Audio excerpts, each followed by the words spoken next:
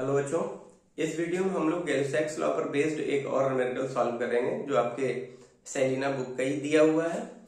यहाँ पर न्यूमेरिकल में कह रहा है कि what volume of propane is burned for every 500 cubic centimetre of air used in the reaction under the same conditions.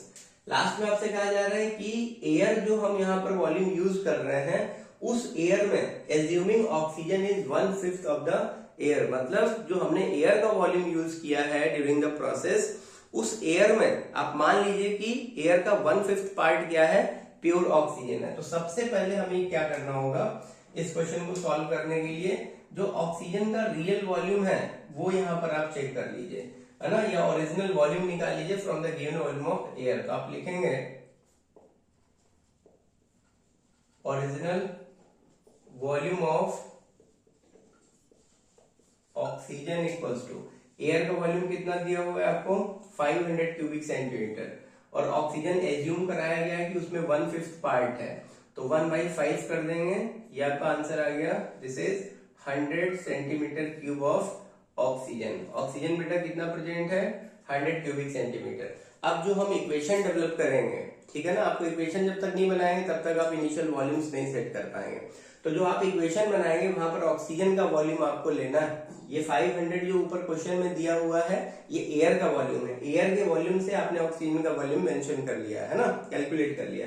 अब इसके बाद जब आप यहाँ पर इक्वेशन लिखेंगे तो इक्वेशन क्या बनेगी, प्रोपेन का फॉर्मूला होता है C3H8।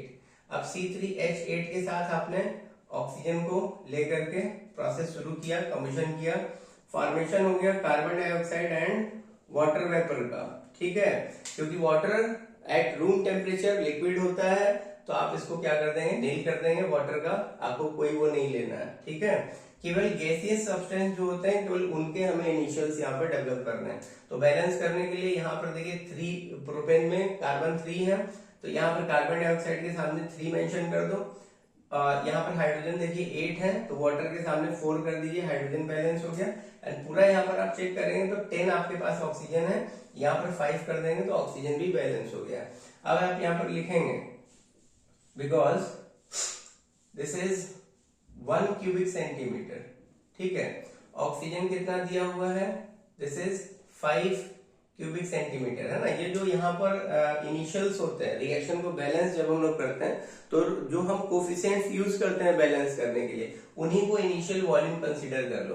कार्बन डाइऑक्साइड कितना प्रोड्यूस हुआ, दिस इज 3 क्यूबिक सेंटीमीटर। अब यहाँ से आप चीजों को लिखेंगे कि 5 क्यूबिक सेंटीमीटर जो है एयर, ठीक है ना, उसने कितना अपने पास ये यूज कर लिया प्रोपेन। तो आप यहां से आप यूनिटरी मेथड से चीजों को सॉल्व करेंगे।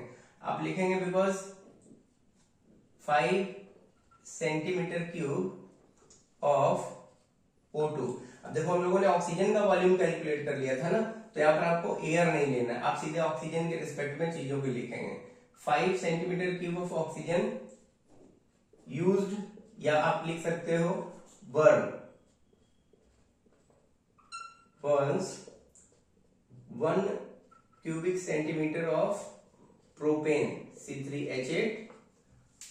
सो ऑक्सीजन हमने कितना कैलकुलेट कर लिया बेटा, 100 cubic centimetre. So 100 cubic centimetre of oxygen Burns, simple सा कैलकुलेशन है। दिस इज 1/5 यूनिटरी मेथड से होगा, 1/5 इंटू यहाँ पर आप कर लेंगे 100। तो जब आप ये कैलकुलेट करेंगे तो कैलकुलेशन के बाद ये आ गया आपका 20 सेंटीमीटर क्यूब, ठीक है बेटा। तो लास्ट में आपको आंसर क्या करना है, hence there is 20 centimetre cube of propane is burned with every 500 cubic centimetre of air given. Video समझ में आया हो तो पहले की तरह फिर से बोल रहे हैं, लाइक करिए, सब्सक्राइब करिए, दोस्तों बीच में शेयर करिए। Thank you.